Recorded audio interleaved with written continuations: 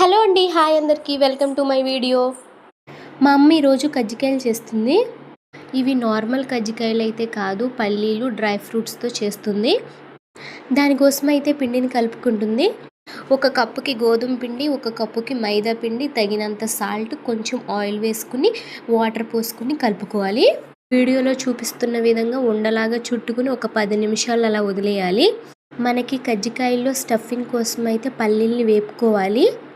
అవి బాగా ఏగిన తర్వాత చాట్లోకి తీసేసుకోవాలి. అదే కడాయిలో నెయ్యి వేసుకుని డ్రై ఫ్రూట్స్ని అయితే వేపుకోవాలి. అవి వేగిన తర్వాత అవి కూడా తీసుకుని పక్కన పెట్టుకోవాలి. పల్లీలకైతే పొట్టు తీసేసి మిక్సీలో పొడి చేసుకోవాలి. ఆ పొడి చేసేటప్పుడే బెల్లాన్ని కలిపి పొడి చేసుకోవాలి. ఆ పొడిలో ముందుగా వేపు పెట్టుకున్న డ్రై ఫ్రూట్స్ని అయితే వేసుకుని కొంచెం నెయ్యి వేసి కలుపుకోవాలి.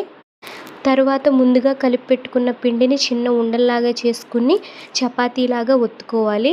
మనకి కజ్జికాయలు చేయడానికి ఒక మిషన్ ఉంటుంది.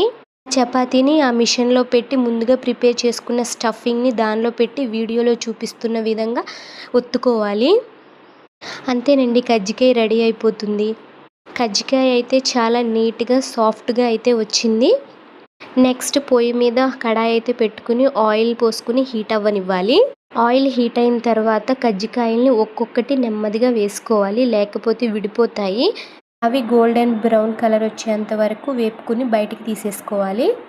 అంతే అండి, చాలా సింపుల్గా ఉంటుంది ప్రాసెస్. వీలైతే మీరు కూడా ట్రై చేయండి. ఇక్కడ మా అమ్మ అయితే ఒకటి టేస్ట్ చేసి చాలా బాగుంది అని చెప్తుంది. వెళ్తూ వీడియోకి ఒక లైక్ ఇవ్వండి. అలాగే మన ఛానల్ని సబ్స్క్రైబ్ చేసుకోండి. Okay, bye.